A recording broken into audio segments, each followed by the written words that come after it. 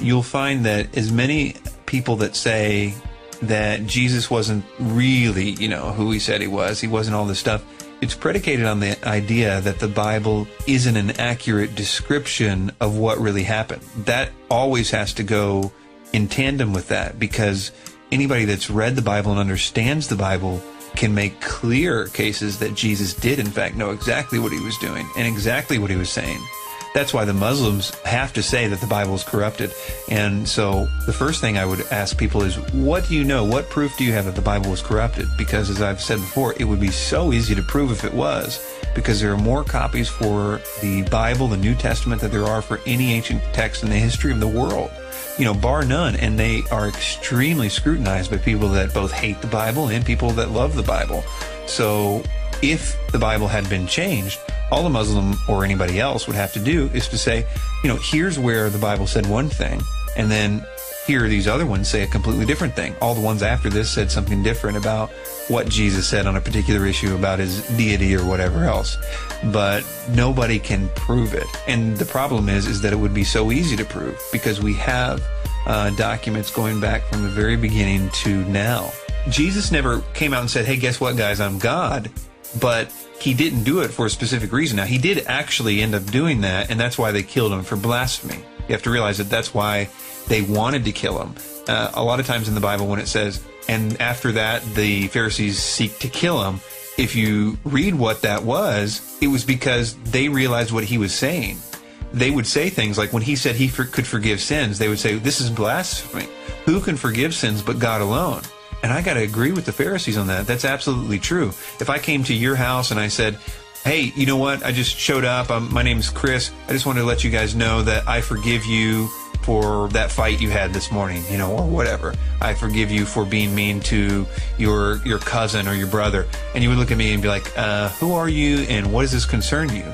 You're acting as if my shortcomings are somehow affecting you. That's crazy. You can't forgive me of my sins.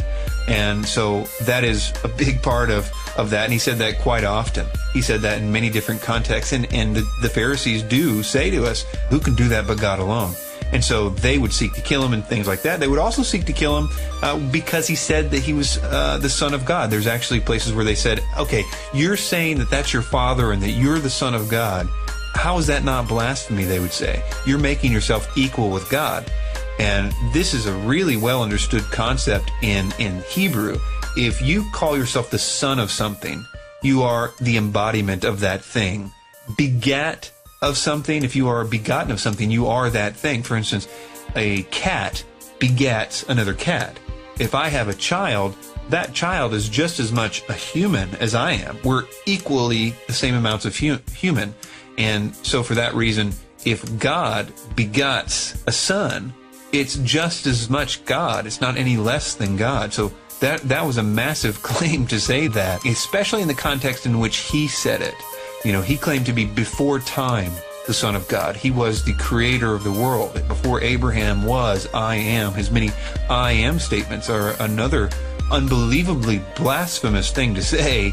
He was claiming by proxy, and the Pharisees, trust me, were well aware what he was saying. He was claiming to be the voice of the burning bush.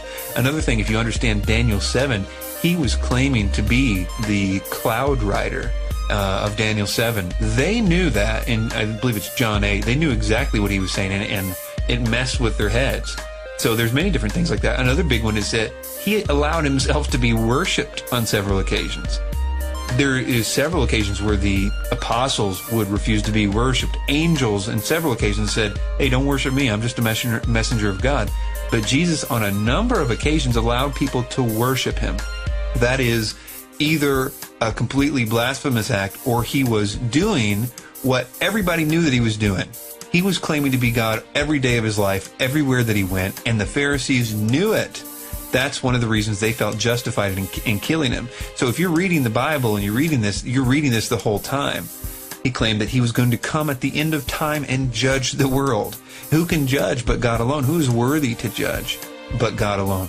The issue there really culminates in the cross. And what happened in the cross was an act that would only make sense if God himself was on the cross. The very fact that he knew what he was doing the Lamb of God that takes away the sin of the world, and that whole concept of the gospel really makes sense in that context. So when people say that Jesus wasn't claiming to be God, they have to say that the Bible is inaccurate and all those things are not true, because Jesus claimed to be God all the time.